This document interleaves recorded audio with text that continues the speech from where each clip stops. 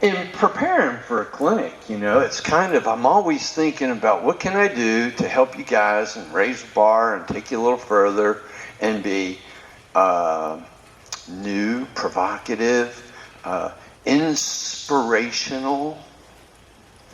And so we're always thinking about different thoughts and ideas, different approaches to the same stuff. Because it's always the same stuff. But Trustworthy trail horse.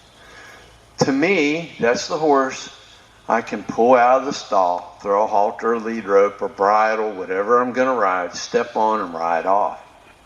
How do you get to there? It's hours of preparation. You just don't, and even the horse you just pull out of the stall can have, even tough, can have their moments of having their issues or ideas, thoughts, and they'll act out upon them. The main thing is, I don't want them to take matters into their own hands. Now, when a horse takes matters into their own hands, there's a reason for it. That reason is usually, let's say, what makes a horse afraid? What makes him spook at things? Why are people afraid of something? It's because we feel vulnerable. Our horse takes matters into their own hands and does what they feel they need to do to survive because of a vulnerability. Now, what makes us vulnerable? Usually the things that make us vulnerable are things we don't feel we can handle. We're not prepared for. We don't have the skill level to do something. And whatever that is, it doesn't matter. It's our vulnerability. So we have to train for that. Because the last clinic, Dale, you liked it, and I said, we don't rise to the occasion, we rise to the level of our training. Well, we rise to the level of our preparedness. So we're always preparing our horses to be less vulnerable. Well, as horsemen, we're always looking to find that. Where does my horse feel vulnerable today? Because today might be different than tomorrow. Oh, he's vulnerable in his flank. He flinched when I touched him. He's got no reason to. And it doesn't matter that he did. It's just that I'm going to say, he's vulnerable in his flank. Well, that's where most horses are going to be most vulnerable.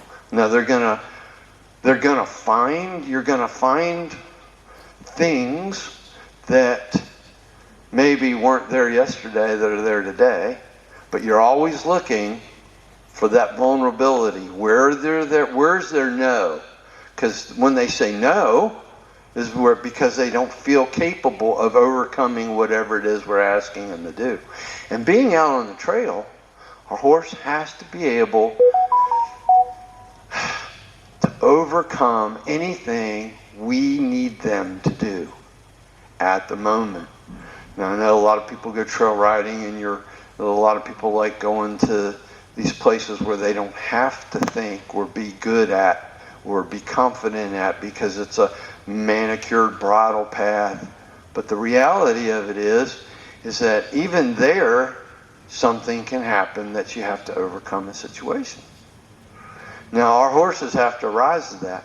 Now, we've all heard, he's just or she's just a trail horse. Well, yeah, nothing's further than the truth, because that's the animal, that's the horse that we want to be with us, that we can count on to get us out of danger or be able to put us into danger and ride out of it. Because on the trail, you don't ever know. You might come along and then there's a problem you have to handle. So this weekend, you always see me carry a rope of some sort on my saddle. I don't have it on now because we're just in the arena. We're just an arena horse today. And we're preparing to be a trail horse. But this is where it starts, okay? We get all our stuff worked out here so that when we go out there, we're prepared. We're prepared. But one of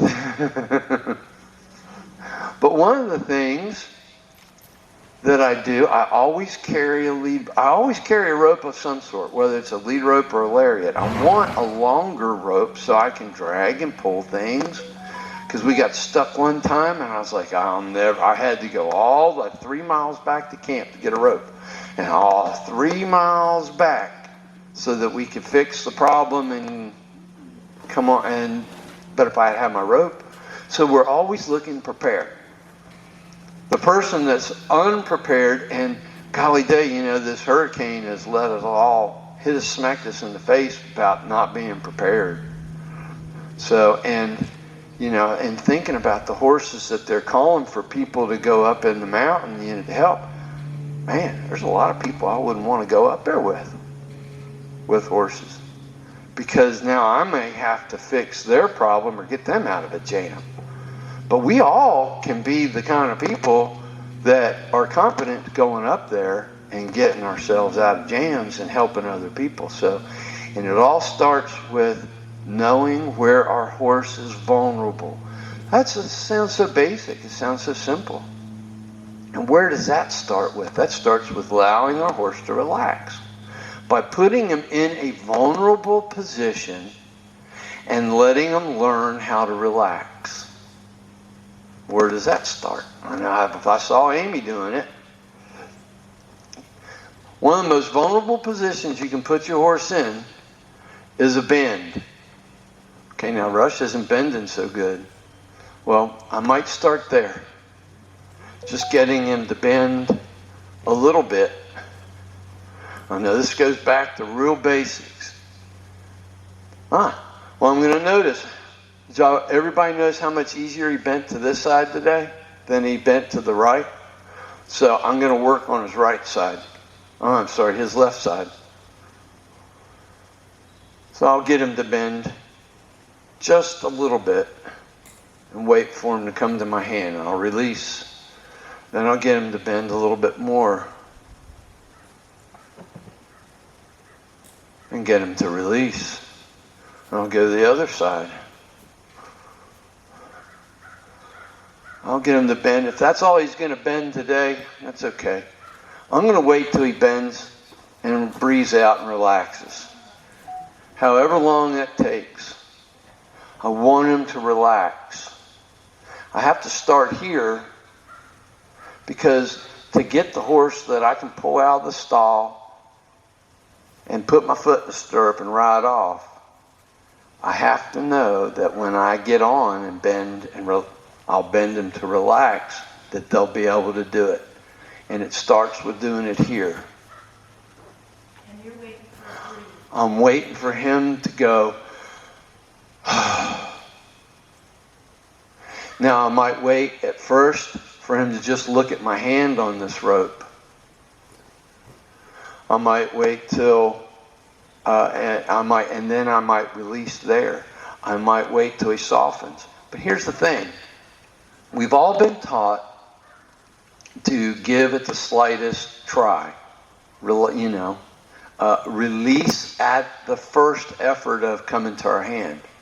So most people, we have that. But now we have to, it's the quick release that teaches. It's the hold that builds confidence and relaxation. Because we have to hold it long enough for them to say, I can do this, and wait. So Rush is telling me, number one, he's not ready to climb on. So he's holding this tension in his body, in his mind. And I want him to learn, the quicker he releases to me, the quicker I'll release to him.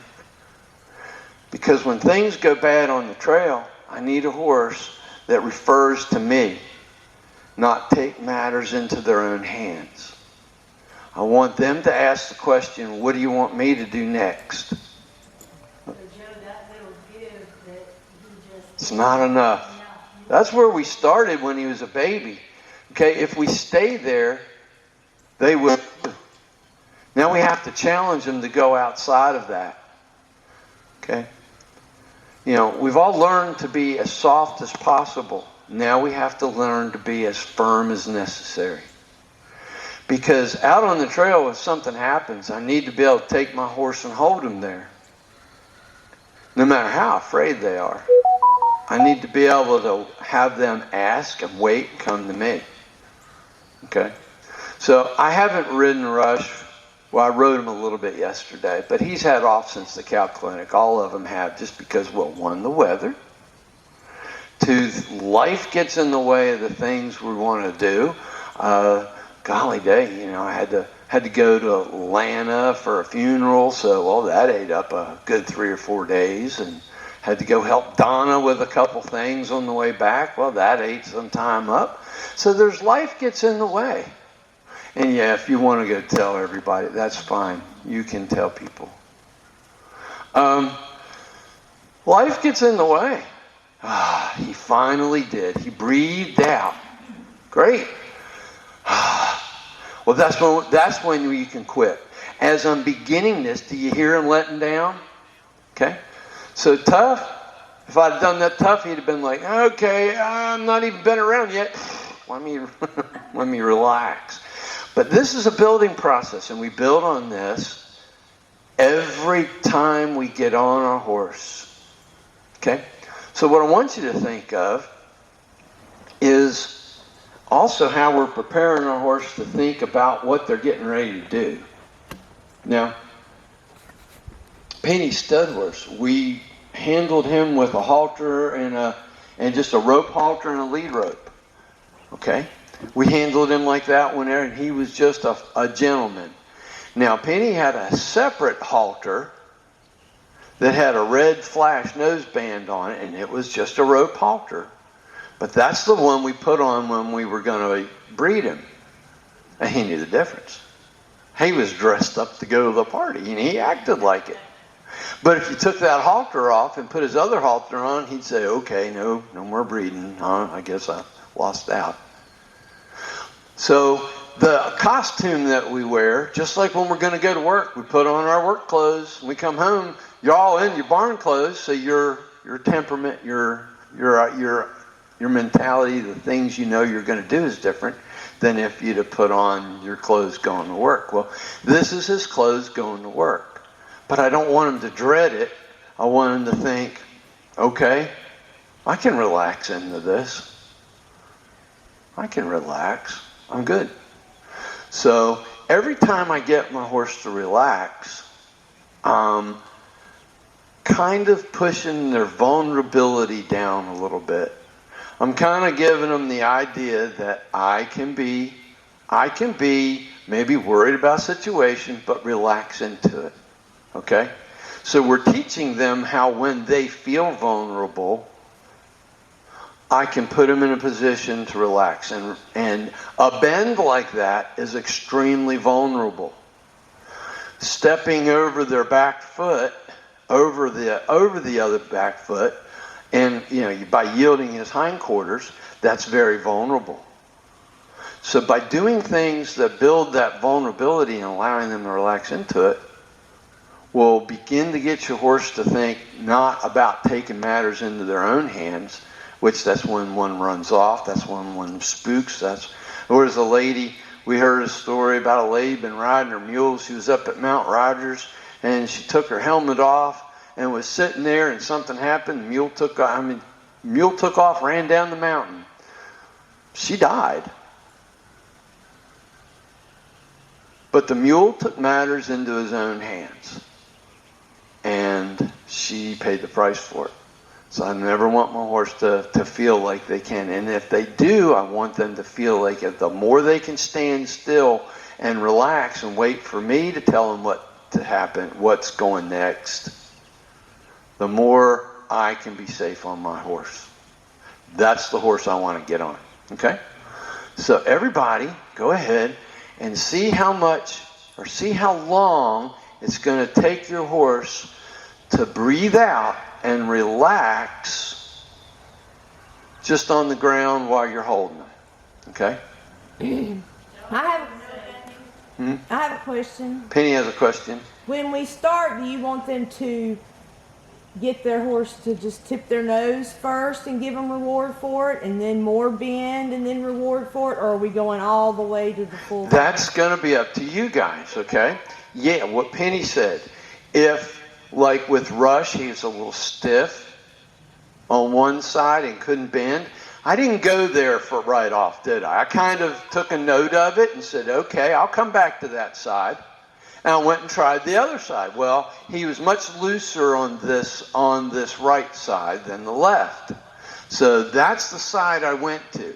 But build up to it. If your horse is stiff and not quite there yet, so you've got to build up and get him to soften up and maybe stretch those muscles, because if the muscles are a little tight, so work them into it. Just like with us, stretching. I can't do a split, but I can sure get my legs a little bit apart. But I'm not. If I go too far, I won't walk the rest of the day. So do the same thing with your horse. Get them just bending a little bit. Notice how far they'll go with it, and then ask for more after you get it. So maybe, like I said, just start with just running your hand down the lead rope and have them come to you. Then build into a full bend as far as they're willing to go to get to it. Okay? But here's the key to it. Wherever they can't go, don't push them past it. You can hold them right there and let them relax. Okay? You don't have to bend them all the way around. You can hold them with just their head tipped a little bit. But that's all where it starts. Just tipping the nose just a little bit and then building and building. Ultimately, you want to be able to hold them all the way around back to the stirrup where your leg would be and have them relax and breathe out. The more you do it, the quicker they'll get there. Now, how's this? Let me go one other thing. How's this going to work for you in building a trusty trail horse? Well, let's say you're going to go on a trail ride. Everybody's there. You're late. You get out of the trailer. You yield your horse's hindquarters. They're doing pretty good. You get up and you step up in a stirrup and you just hold that rein till they breathe out. Now I'm ready to go because I've got my horse already in a state of mind of relaxation. Okay. So go ahead and build on that. See what you got with just... Joe, I was going to say, I found one of the only things to the horse, that it helps me to relax. That's So everything that, all the rushing around and to get ready to ride, it helps me. the chaos. We're learning to quiet our minds down too.